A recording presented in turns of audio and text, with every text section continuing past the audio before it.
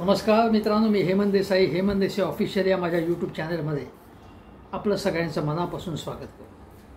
मित्रांनो, आजचा दिवस अतिशय महत्त्वाचा आहे तो यासाठी की उद्धव ठाकरे आणि राज ठाकरे यांचं एकमत झालेलं आहे हिंदी भाषेच्या सक्तीविरोधात आंदोलन करण्याबाबत। काल जेव्हा राज ठाकरे यांनी पत्रकार परिषदेत जाहीर केलं की आम्ही आंदोलन करणार आहोत, मोर्चा करणार आहोत, आणि उद्धव ठाकरे यांनी सुद्धा पत्रकार परिषद घेऊन घोषणा केली, तेव्हाच माझ्या मनात प्रश्न आला की वेगवेगळे मोर्चे कशासाठी।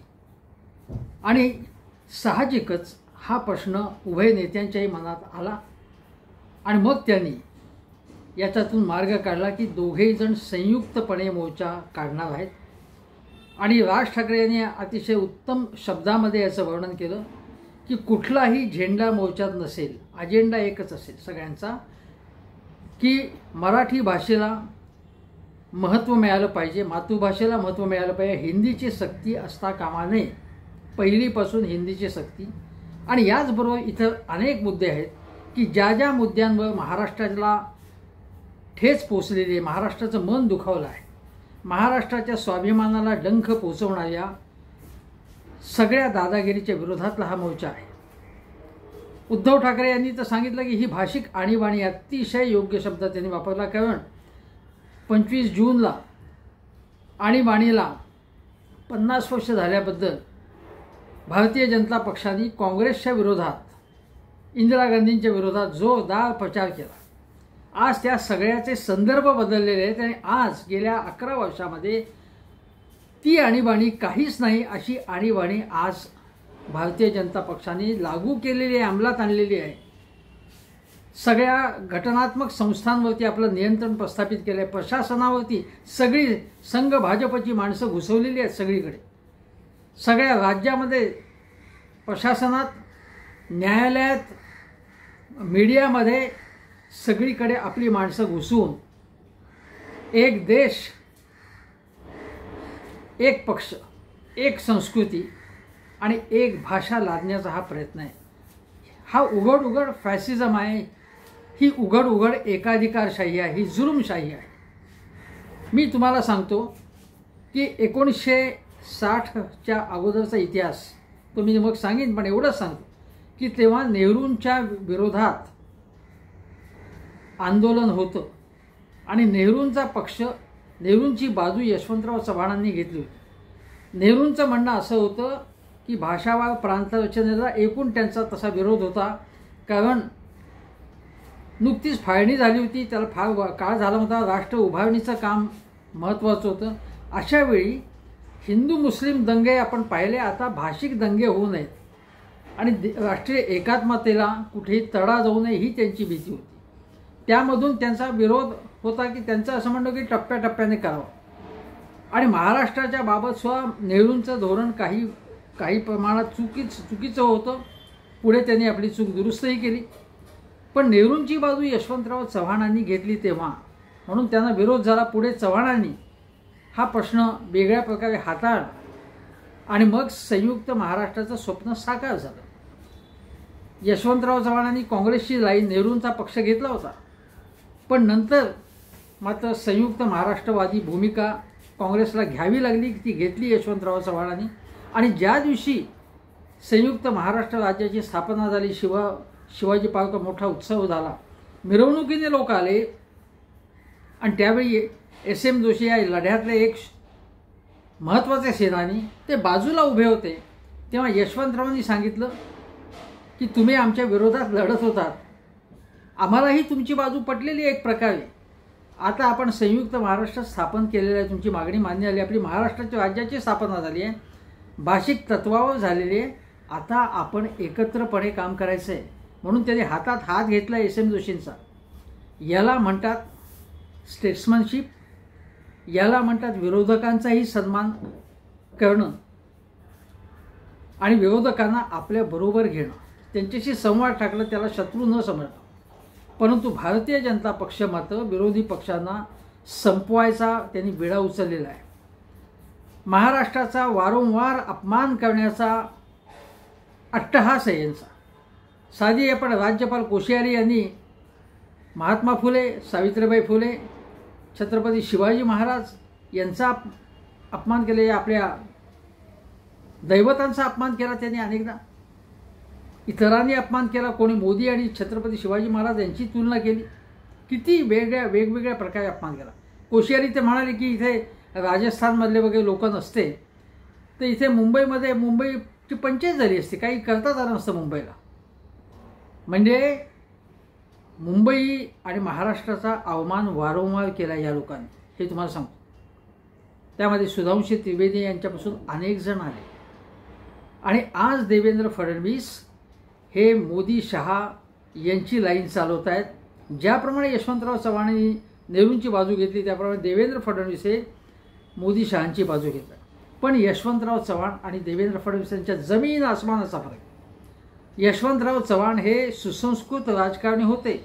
देवेंद्रजी असंस्कृत आहे मी बिलकुल म्हणत नाही, पण विरोधकांचा सन्मान करणं, त्यांच्याशी संवाद ठेवणं, विरोधी पक्षनेत्याचा आदर करणं, त्यांच्याही कार्यक्रमांना जाणं हे यशवंतराव करत होते. त्यांच्या सूचनांचा स्वीकार करतो. हा फरक आहे. आणि देवेंद्र फडणवीस हे मोदी शहा यांना खुश करण्यासाठी ते जे म्हणतील ते ऐकतात. माझं म्हणणं असेल की देवेंद्र फडणवीस स्वतः महाराष्ट्रीयन आहेत, मराठी आहेत. त्यांना वाटत नाही की ही सक्ती कशासाठी, ते म्हणतात की ही सक्ती नाहीच आहेत म्हणून, नाही आहे सक्ती. आणि ही सक्ती कशी आहे अप्रत्यक्षपणे हे अनेकांनी दाखवले. सर्व मराठी भाषेचे साहित्यिक, लेखक, माझ्यासारखे पत्रकार असतील, व्याख्याते असतील, सर्वजण व्याकरणकार असतील, भाषाशास्त्रज्ञ असतील, सगळ्यांनी, गणेश देवींसारख्यांनी जे भाषाशास्त्रज्ञ आहेत आंतरराष्ट्रीय कीर्तीचे, त्यांनी विरोध केला याला. पण तरीसुद्धा यांचा अट्टहास आहे की नाही आम्ही करणारच. आणि म्हणून याच्या विरोधात राज ठाकरे यांनी पहिल्यांदा हा मुद्दा उचलला. याबद्दल मी त्यांचं अभिनंदन केलं होतं आणि पुन्हा करेन त्यांचं. त्यांनी इनिशिएटिव्ह घेतला. उद्धव ठाकरे यांनी सुद्धा हा मुद्दा उचलून धरला, संजय राऊतांनी धरला. आणि चांगली गोष्ट अशी की या दोन्ही पक्षांमध्ये जवळीक यायला पाहिजे असं माझं मत होतं. मराठी माणसाच्या रक्षणासाठी, त्याचा स्वाभिमान टिकवण्यासाठी हे एकत्र आले पाहिजे दोघं, असं माझं प्रथमपासूनच मत होतं. आणि त्याबद्दल मी वारंवार बोललो आहे, आपल्याला माहिती असेल. परंतु काही नेत्यांचे जवळचे जे काही सहकारी आहेत ते टेलिव्हिजन चॅनलवर येऊन काहीतरी बोलत होते उगाच चुकीचं, आणि त्याच्यामधनं गैरसमज निर्माण होतो. सुदैवाने आज संदीप देशपांडे जे रोज बोलायचे त्यांनी याबाबत अतिशय चांगली भूमिका घेतली. ते आणि वरुण सरदेसाई जे युवा नेते आहेत, उद्धव ठाकरे यांच्या पक्षाचे आमदार आहेत, त्या दोघांनी एकत्र बैठक घेऊन 5 जुलैला जे मोठा मोर्चा निघणार आहे गिरगाव चौपाटीपासून, हा हिंदी भाषेच्या सक्तीच्या विरोधात, मराठी भाषेच्या अस्मितेसाठी, त्या मोर्चाच्या तयारीसाठी ते दोघं एकत्र आले. आदित्य ठाकरे आणि संदीप देशपांडे यांची कुठेतरी भेट झाली. जे संदीप देशपांडे मनसेचे मुंबईचे अध्यक्ष आहेत आणि दोघं चांगले बोलले. ते जे संदीप देशपांडे सातत्याने म्हणत होते की फोन कोणी करायचा, आमचा वारंवार आम्हाला प्रतिसाद मिळाला नाही, आम्ही किती वेळा टाळी द्यायची. परंतु आज संजय राऊतांनी सांगितलं की आज किंवा काल त्यांना राज ठाकरे यांनी फोन केला. म्हणजे राज ठाकरे यांनी इनिशिएटिव्ह घेतला आणि ते म्हणाले होते की इथे इगोचा काही प्रश्न नाही, महाराष्ट्राचा प्रश्न हा महत्त्वाचा आहे, आमचा इगो महत्त्वाचा नाही. आणि त्या दृष्टीने राज ठाकरे यांनी पुढचं पाऊल टाकलं. संदीप देशपांडे यांनी सुद्धा वरुण सरदेसाईशी चांगल्या पद्धतीने चर्चा केली. आदित्य ठाकरे संदीप देशपांडे यांचा कुठेतरी चांगला सुसंवाद झाला. चांगली गोष्ट ही आणि ही आनंदाची गोष्ट आहे. आता याच्यावरनं लगेच 2 भाऊ एकत्र येणार, मग स्थानिक स्वराज्य संस्था लढणार, इथपर्यंत आत्ता जायचं कारण नाही आहे. टप्प्याटप्प्याने गोष्टी उलगडत जात असतात, तोपर्यंत वाट बघणं हे श्रेयस्कर आहे. मुद्दा असा आहे की आज हे सगळं सुरू असताना बाळा नांदगावकर जे राज ठाकरे यांचे कमी बोलणारे टी व्ही समोर येऊन पण मागून चांगल्या प्रकारे काम करणारे, बाळासाहेबांना मानणारे आणि उद्धव ठाकरेंवर सुद्धा प्रेम करणारे, म्हणजे ठाकरे घराण्यावरती प्रेम करणारे, राज ठाकरेंचे अत्यंत विश्वासू सहकारी, आणि त्यांनी विजय वडेट्टीवारांना फोन केला की तुम्ही काँग्रेसनी सहभागी व्हावं याच्यात. शरद पवार आधी म्हणाले की कोणीतरी सांगावं आणि आम्ही सहभागी व्हावं, असं काही होणार नाही. खरं मी शरद पवारांनी असं म्हणायचं काही कारण नव्हतं. त्यांचाही हिंदी भाषेच्या सक्तीला विरोध आहे. जितेंद्र आव्हाड तर म्हणत होते की असली दादागिरी आम्ही सहन करणार नाही हिंदी भाषेची शक्तीची, आणि आमचं मराठी आमची मायबोली त्याच्यावरती आमचं प्रेम आहे. आव्हाड चांगलं बोलले. आणि मग सुदैवाने शरद पवारही म्हणाले, शरद पवारांच्या पक्षाने सुद्धा अशी भूमिका घेतली की आम्ही या मोर्चाला आमचा पाठिंबा आहे, ते सहभागी सुद्धा होते. आता टेलिव्हिजनवर सगळं ऐकू येत असताना शरद पवार असं म्हणाले, का म्हणाले मला माहीत नाही, की मला दोघांशी बोलायला लागेल नेमकी काय भूमिका आहे. तर त्यांची भूमिका स्पष्ट आहे ना, काय बोलण्याचं काहीच कारण नव्हतं. आणि मग शरद पवारांनी मला वाटत नाही की लगेच बोलले असतील ते. त्याच्या अगोदरच त्यांच्या पक्षाने सांगितलं की आमचा पाठिंबा, चांगली गोष्ट आहे, स्वागत आहेच. आणि उद्धव ठाकरे यांनी सांगितलं की कुठलेही मनातले पूर्वग्रह न ठेवता सगळ्यांनी जोरदारपणे याच्यामध्ये सहभागी झालं पाहिजे. मग त्याच्यामध्ये लेखक असतील, कलावंत असतील, विशेषतः मराठी नट, माझ्यासारखे पत्रकार असतील, अभ्यासक असतील, शिक्षक असतील, समाजात अगदी कामगार वर्ग जो ज्याला मराठी भाषेचं प्रेम आहे तो त्याच्यामध्ये सामील होईल, सहभागी होईल. आणि त्यात पक्षाचा कुठलाही झेंडा नसेल, अभिनिवेश नसेल. पण ही जी ताकद 5 जुलैला दिसेल, मग एक गुणरत्न जे महाराष्ट्रातलं आहे वाटेल ते वाह्यातपणे बोलतायत ते, आणि त्याला चॅनलवाले प्रसिद्धी देत आहेत आणि विरोध करतात हे अशा, आणि हिंदी भाषा सक्ती असायलाच पाहिजे वगैरे जे म्हणत आहेत त्यांच्याकडे पूर्णपणे दुर्लक्ष केलं पाहिजे. चॅनलवाले त्यांना का महत्त्व देतात मला माहिती नाही, परंतु मराठी माणूस हा एखाद्या रत्नापेक्षा खूप मोठा आहे, खूप व्यापक आहे. आणि यामध्ये कोणीही हिंदी विरोधी भूमिका घेतली नाही हे लक्षात ठेवा. म्हणजे सगळ्यांचं, म्हणजे मी सांगतो, राज ठाकरे असतील, उद्धव ठाकरे असतील, हे सगळे आणि त्यांच्या अगोदरची माझी पिढी, आम्ही 5वी पासून हिंदी शिकलो. मी तुम्हाला सांगितलं की मी स्वतः राष्ट्रभाषा हिंदीच्या 2 परीक्षा दिलेल्या आहेत. मला हिंदी चांगलं होतं, म्हणजे माझं व्यक्तिगत सांगायचं विषय निघाला म्हणून की हिंदीत चांगले गुण असायचे. हिंदी साहित्य माझ्या पिढीने आणि अनेकांनी, मी प्रेमचंद असतील, धर्मवीर भारती, मी ज्या संस्थेमध्ये होतो त्याच संस्थेमध्ये धर्मवीर भारती हे हिंदीतले फार प्रख्यात लेखक आणि धर्मयुग या नियतकालिकेचे संपादक होते. त्यांना मी भेटलेलो आहे, त्यांना पाहिलेलं आहे जवळून. जे हरिवंशराय बच्चन यांचे मित्र होते, अमिताभ बच्चनचे अंकल होते जे धर्मवीर भारती, हे धर्मवीर भारती असतील, सुमित्रानंद पंत असतील, असे अनेक साहित्य, निर्मल वर्मा असतील, प्रेमचंद, या सगळ्यांवरती आपण सगळ्या पिढ्यानपिढ्या प्रेम करतो. हिंदी भाषी माणसांवर सुद्धा आपण प्रेम करतो, कारण मुंबईने आपल्याला व्यापक अशा प्रकारचं व्यापकत्व दिलेलं आहे. त्यामुळे आपण हिंदी विरोध द्यायच्यात नाही, हिंदी भाषेच्या सक्तीच्या विरोधात आहे. भारतीय जनता पक्ष तरीसुद्धा का अट्टहास करतो की नाही तुम्ही म्हणताय ना आम्ही नाहीच करणार. मग असं आहे का की मुंबईमध्ये जर आपण बघितलं तर मुंबईची लोकसंख्या आपण बघा, आता लेटेस्ट जनगणना झालेली नाही, पण मुंबईची लोकसंख्या 2 कोटीच्या आसपास आहे. आणि त्याच्यातले आपण असं धरा की एक 35% मागे पुढे असा मराठी माणूस आहे त्याच्यामध्ये. पण मराठी भाषिक नसलेले माणसं बहुसंख्येत आहे, आणि त्यामध्येही हिंदी भाषिक जे आहे. कारण महाराष्ट्रात कोण आलं जास्तीत जास्त, तर मुख्यतः उत्तर प्रदेश आणि बिहारमधून आले, बंगालीसुद्धा, झारखंडमधले आले, उत्तराखंडमधले आले, पण मुख्यतः हिंदी भाषिक जास्त आहेत त्याच्यामध्ये. आणि म्हणून बाळासाहेब ठाकरे एकदा म्हणाले होते, मला आठवते की एक दिवस महाराष्ट्राचा मुख्यमंत्री हा कृपाशंकर सिंह होऊ शकतो. म्हणजे त्याने एक नाव घेतलं. म्हणजे आज जर तुम्ही बघा, केवळ मुंबई नाही, मुंबईपासून तुम्ही आजूबाजूला कुठेही जा, अलिबागला जा, वसई, विरार, पालघर, ठाणे जिल्ह्यामध्ये कुठे, कल्याण, डोंबिवली, उल्हासनगर, अंबरनाथ, आणि इथे नव्या मुंबईत कुठेही तुम्ही गेलात तर परप्रांतीयांची संख्या मोठ्या प्रमाणावरती दिसते. आता परप्रांतीयांची मतंसुद्धा या पक्षांना हवी. कोणाला हवे? मुख्यतः तर भारतीय जनता पक्षाला हवी. त्यांचं एकमेव मुख्य लक्ष आहे की मुंबईमधली उद्धव ठाकरेंची सत्ता नेस्तनाबूत करणं. आणि त्यासाठी मग त्यांचा काय प्रयत्न चाललेला आता की हे मराठी म्हणतायत ना, मग आम्ही हिंदी भाषिकांचं ध्रुवीकरण करतो आणि मराठी मतं आम्हाला काही प्रमाणात मिळतीलच आणि आम्ही निवडून येतो. असा मराठी विरुद्ध हिंदी अशी लढाई ही आपल्याला फायदेशीर कशी करून घेता येईल, हा प्रयत्न भारतीय जनता पक्षाचा आहे.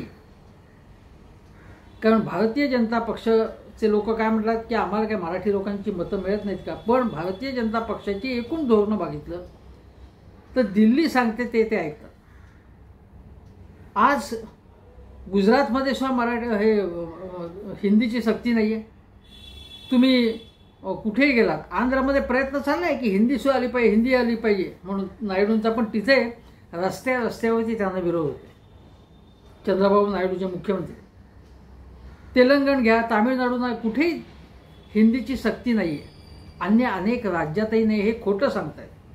आणि आता एक खोटं सांगतायत भाजपचे, विशेषतः शिंदेचे प्रवक्ते, की रघुनाथ माशेलकर यांची एक कमिटी नेमलेली होती उद्धव ठाकरे यांच्या काळात. त्या कमिटीने म्हणजे त्रिभाषा सूत्र जे राष्ट्रीय शिक्षण धोरणामध्ये आहे, बरं त्या राष्ट्रीय शिक्षण धोरणामध्ये कुठेही तिसरी भाषा म्हणून हिंदीची सक्ती करावी असा उल्लेख नाही आहे. हे खोटं सांगतायत भाजपचे लोक.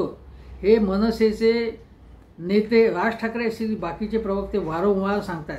योग्य आहे ते, असं नाहीच आहे. कुठेही त्यांनी असं सुचवलं नाही की तिसरी भाषा हिंदी करा म्हणून. आणि देवेंद्रजी म्हणतात की आम्ही तरी कुठे सक्ती केली. पण तिसरी भाषा सक्तीची कशी होईल. कारण मुंबईत, पुण्यात मी इंग्रजी घेतली, मी मराठी घेतली, मी तिसरी भाषा म्हणून मी मल्याळम घेईन, तेलुगू घेईन, तिसरी भाषा म्हणून मी हिंदी घेईन. काही जण संस्कृत म्हणून मी हिंदी घेईन ना. बहुसंख्य लोक हिंदी घेतील. आणि बाकीच्या भाषा असतील त्यांची सोय नसेल, त्यांची कम्पॅरेटिव्हली सोयी कमी असणार, सुविधा कमी असतात. शिक्षक आहेत कुठे. आणि सगळे म्हणतात की हिंदीला विरोध नाही आमचा, 5वीपासून तुम्ही हिंदी होतीच ना, तशी शिकवा ना, काय बिघडलं काय मग. आणि मग हे म्हणतात की माशेलकर समितीने सांगितलं होतं की म्हणजे पहिलीपासून शिकवा, सक्ती करा हिंदीची. माशेलकर समितीने हे सांगितलं नव्हतं असं काही जणांचं म्हणणं आहे. माझ्याकडे तो रिपोर्ट नाही आहे. पण माशेलकर समितीने दिलेला रिपोर्ट जो होता तो त्यांनी सादर केला, याचा अर्थ तो पूर्ण एक्सेप्ट केला असं नव्हतं. जर स्वीकारला असता उद्धव ठाकरेने म्हणे तो स्वीकारला आणि त्यामध्ये हिंदी भाषा सक्ती अंतर्भूत होती आणि तो स्वीकारला आणि आता उद्धव ठाकरे उलटं बोलतायत अशी यांची टीका आहे. असा यांचा खोटा प्रचार आहे. उद्धव ठाकरे यांनी कुठेही उद्धव ठाकरे म्हणजे त्यांच्या सरकारने आम्ही हा अंमलात आणू म्हणून त्यासाठी GR काढलेला नव्हता. ते कुठल्याही प्रकारचा GR काढलेला नव्हता, त्यावेळी काढला नाही. मग उद्धव ठाकरेंचं नाव घेण्याचं कारण काय. म्हणजे कुठेही बिल असेल ते उद्धव ठाकरेंच्या नावाने फाडायचं. उद्धव ठाकरे हा याच्यात विषय आहे का. मुळात तुम्ही खोटं बोलताय उद्धव ठाकरेंच्या नावाने. आणि दुसरी गोष्ट म्हणजे उद्धव ठाकरेंचं सरकार आहे का आता नाही आहे. मग तुम्ही असा GR का आणताय. तुम्ही असं निर्णय का घेतला कॅबिनेटमध्ये. उद्धव ठाकरे यांचा समजा काय जो निर्णय असेल तुमचं आहे ना सरकार, आता उद्धव ठाकरेंचा संबंधच येतो कुठे. असा हा भारतीय जनता पक्षाचा खोटारडा प्रचार आहे. पूर्णपणे खोटारडा प्रचार आहे त्यांचा. मग शिंदेचे प्रवक्ते उदय सामंत जे मराठी भाषेचे मंत्री आहेत तेही असं म्हणतात. बाकीचे नेते असं म्हणतात.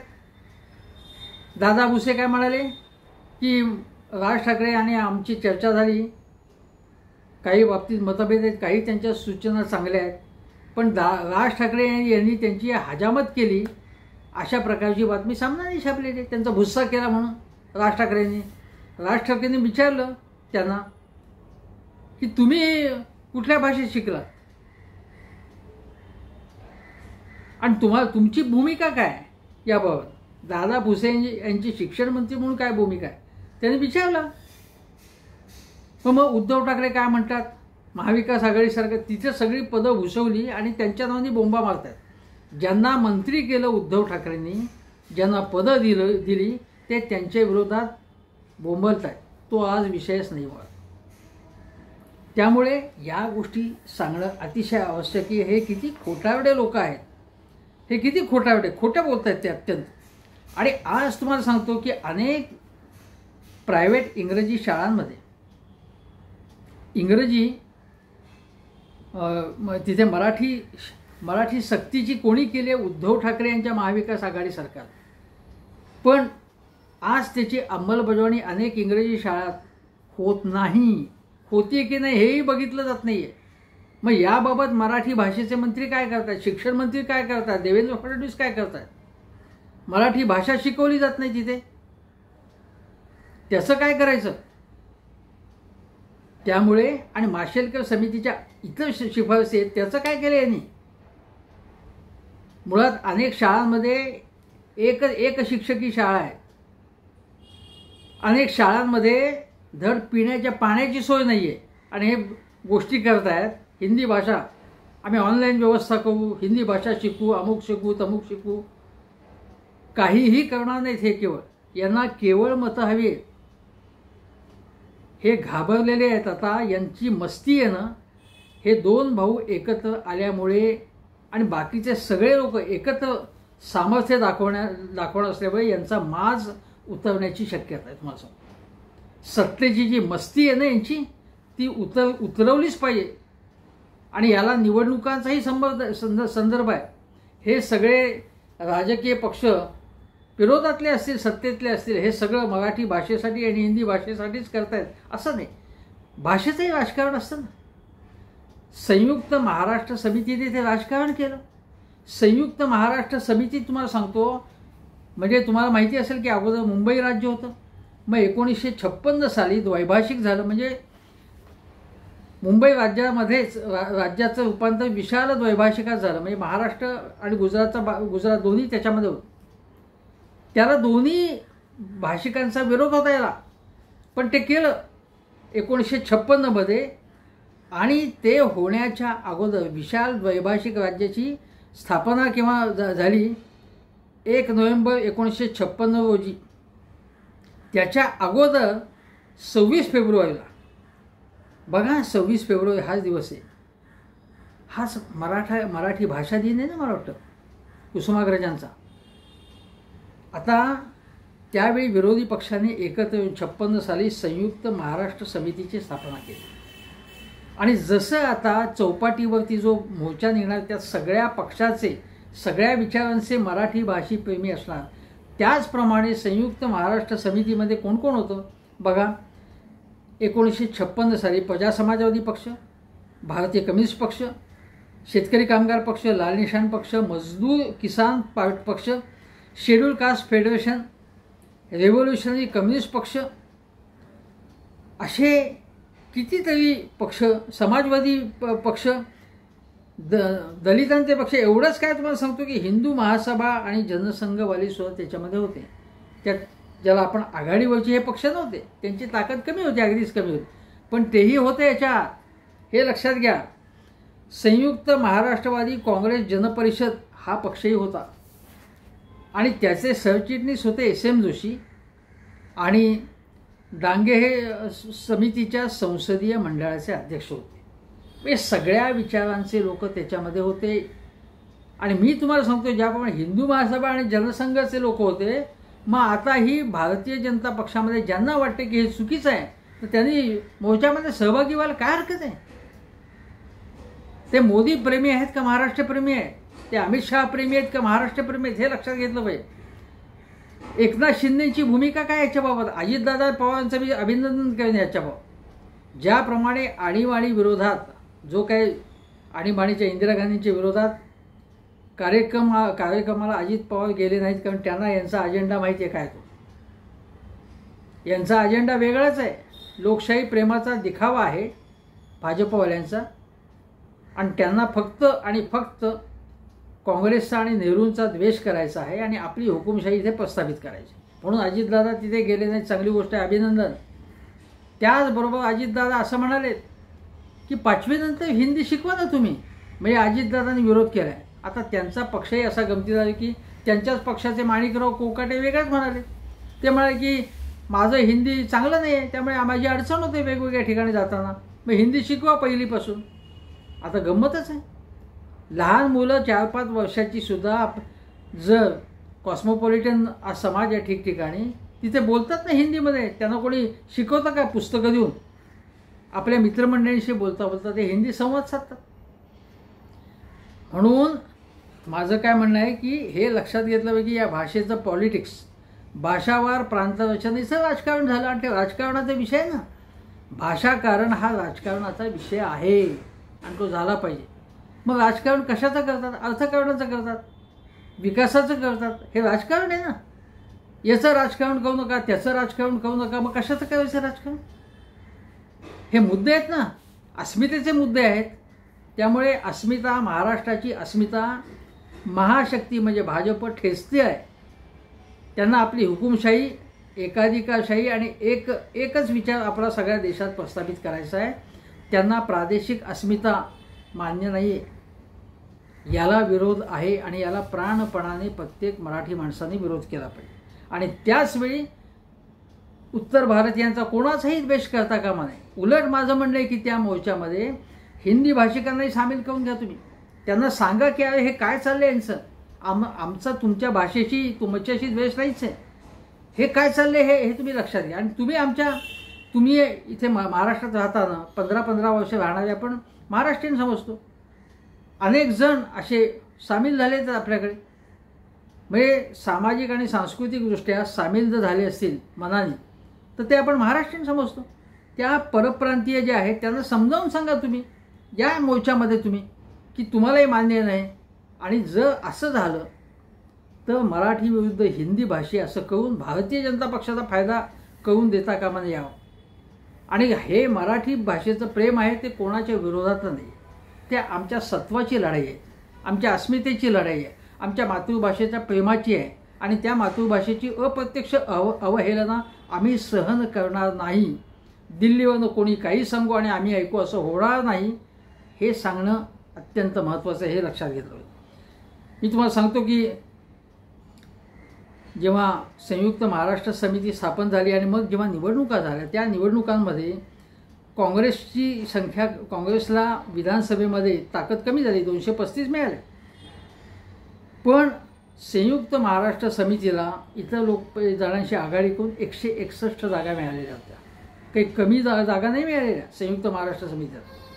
त्यामुळे त्यांची ताकद अशी दिसून आली आणि ही ताकद दाखवण्याची आज अत्यंत गरज आहे. कारण ताकद दिसल्याशिवाय हे लोक शहाणे होणार नाहीत हे आपण लक्षात घेतलं पाहिजे. आज कोणीतरी म्हणालं की संयुक्त महाराष्ट्र समितीचं प्रमाणेच संयुक्त महाराष्ट्र समितीने जे आंदोलन किंवा संयुक्त महाराष्ट्र आंदोलन 1960च्या अगोदर जे झालं तसं आंदोलन आज होण्याची गरज आहे. योग्य आहे ते. आणि म्हणून मी तुम्हाला संयुक्त महाराष्ट्र समितीचा हा तेजस्वी इतिहास सांगितला, ज्याच्यामध्ये प्रबोधनकार ठाकरे होते आणि बाळासाहेब ठाकरे तेव्हा तरुण होते आणि ते या समितीच्या मीटिंग्सना त्यांच्या घरी व्हायच्या अनेक तेव्हा बाळासाहेब तिथे हजर असायचे. कॉम्रेड डांगे, SM जोशी, अनेक शाहीर, अनेक लोककला कलावंत, आचार्य अत्रे असे धुरंधर त्या लढ्यात सामील झाले होते. शाहीर अमर शेख. तेजस्वी लढाई आहे. आणि मग म्हणून त्या लढ्यापासून प्रेरणा घेऊन मी तुम्हाला सांगतो की दादरची चौपाटी आहे, शिवाजी पार्कच्या समोर, शिवतीर्थाच्या समोर संयुक्त महाराष्ट्र समितीच्या संयुक्त महाराष्ट्र लढ्याचं आंदोलन कसं झालं हे चितारणारं संपूर्ण प्रदर्शन उद्धव ठाकरे यांच्या कल्पनेतून साकार झालं आहे. ते प्रत्येकाने बघितलं पाहिजे. मी काही दिवसांपूर्वी आवाहन केलं होतं की शिवसेनेच्या स्थापना दिनाला बाळासाहेब ठाकरे यांच्या स्मृतीस्थळापाशी किंवा हुतात्मा चौकापाशी राज ठाकरे आणि उद्धव ठाकरे यांनी एकत्र यावं, हातात हात घालावा आणि अस्मितेची लढाई सुरू झाली अशी घोषणा करावी. ठीक आहे, आता 5 जुलैला हे दोघं एकत्र येणार आहेत आणि त्यावेळी ही मुंबई वाचवायची आहे, ही महाराष्ट्र वाचवायचा, हा महाराष्ट्र वाचवायचा आहे. हा महाराष्ट्र हा गोरगरिबांचा महाराष्ट्र, गोरगरिबांची मुंबई. गोरगरीब झोपडपट्टीवासी असतील, कामगार असतील, साळकरी असतील, BDD साळीतले लोक असतील अनेक ठिकाणी जागा लाटणं आणि हे जे एकाच उद्योगपतीच्या घशात सगळं घालणं जे आहे ते सुद्धा यामध्ये महत्त्वाचं आहे. एवढंच नव्हे तर मुंबईमधून मराठी माणूस हद्दपार होत चालले, त्याला इथे परत वसवायचं आहे. आणि ही केवळ मुंबईची लढाई नाही, ही महाराष्ट्राची लढाई आहे. आणि म्हणून हा जो माज आहे या लोकांचा की आमची सत्ता आहे आणि हम करे सो कायदा, हे चालू देता कामा नये. आणि म्हणून या बाबतीत सगळ्यांनी सामंजस्याची भूमिका घेतली पाहिजे आणि ती घेत आहेत. आणि म्हणून त्याचं कौतुक करावं तेवढं थोडं आहे. हे दोघं जण एकत्र येत आहेत. आता मी तुम्हाला सांगतो की याला आणखीन एक शेवटची गोष्ट सांगतो की या मोर्चाला किंवा या आंदोलनाला नाट लावण्याचा प्रयत्न हा महाशक्ती केल्याशिवाय राहणार नाही असं मला अशी भीती वाटते. त्यामध्ये मनसे आणि शिवसेना उद्धव ठाकरे यांच्यामध्ये गैरसमज निर्माण करणं, त्यांच्या कार्यकर्त्यांनी काही नेत्यांना हाताशी धरून कुजबूज मोहीम चालू करणं, हा मोर्चा कसा अयशस्वी होईल याचा प्रयत्न करणं, किंवा असा एखादा निर्णय घ्यायचा की ठीक आहे हा मोर्चा कशाला काढायचा, आम्ही काहीतरी असा महत्त्वाचा निर्णय घ्यायचा. आणि या मोर्चाचं जो ध्येय होतं, उद्दिष्ट काय की हिंदी भाषेची सक्ती नको. समजा असं गृहीत धरा की या 5-7 दिवसात ही सक्ती यांनी आम्ही करणार नाही, अप्रत्यक्षही सक्ती नाही असा निर्णय घेतला तरी देखील हा मोर्चा निघाला पाहिजे. ही कारण काय की हे मराठी भाषेला आणि मराठी भाषिकांचा वारंवार अपमान करतात, आपल्या महापुरुषांचा अपमान करतात, आपले उद्योगधंदे इकडनं घेऊन चालले आणि केवळ बड्या गुजराती शेडजी उद्योगपतींच्या हातात मुंबई हवाली हवाली करतात. त्यांच्या वाढवणपासून अनेक ठिकाणी कोळी बांधव लढाई देत आहेत, ठिकठिकाणच्या जमिनी लाटल्या जात आहेत. या विरोधात हा महाराष्ट्र हा मराठी भाषिकांचा आहे. अन्य भाषिक शांततेने सामंजस्याने राहू शकतात, कोणाला काहीच विरोध नाही. म्हणून या अनेक प्रश्न जे आहेत महाराष्ट्राच्या संबंधी, मराठी भाषिकांचा, मराठी कामगारांचे, मराठी झोपडपट्टीवासीयांचे, ते आंदोलनसुद्धा चालूच राहिलं पाहिजे. आणि असे अनेक मुद्दे याच्यामध्ये आहेत. अनेक सोसायट्यांमध्ये मराठी भाषिकांना प्रवेश करून दिलं जात नाही, कोळी इंडियनला जाऊन दिलं जात नाही, त्यांना नॉनव्हेजवाल्यांना फ्लॅट घेऊ दिले जात नाहीत. हे खपवून घेता कामा नये. ही सगळी लढाई यासाठी आहे. म्हणून समजा एक मुद्दा जर त्यांनी हिंदी भाषेचा जर त्यांनी मान तुकवली तरी देखील हा मोर्चा निघाला पाहिजे. असे अनेक मुद्दे आहेत. आणि जे मनसे घेतली आहे, उद्धव ठाकरे हातात घेत आहेत आणि 2 भाऊ आणि त्याच्याबरोबर अन्य अनेक महाविकास आघाडीचे पक्ष असतील किंवा अन्य पक्ष, अन्य कलावंत, खेळाडू, हे सगळेजण एकजुटीने तिथे एकत्र आले तर महाराष्ट्राची ताकद दिसेल.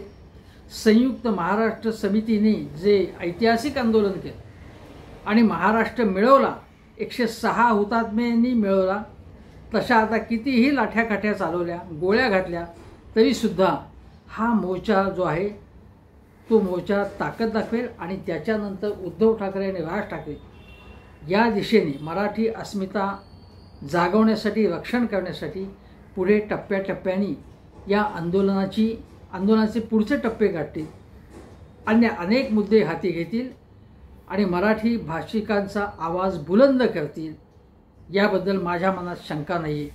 म्हणून उद्धव ठाकरे आणि राज ठाकरे हे या महाशक्तीचा माज उतरवल्याशिवाय राहणार नाहीत असा मला विश्वास वाटतो. एवढंच बोलतो. आणि हेमंत देसाई ऑफिशियल हा माझा यूट्यूब चॅनल जरूर बघा. शेजारचं बेल आयकनचं बटन दाबा. धन्यवाद.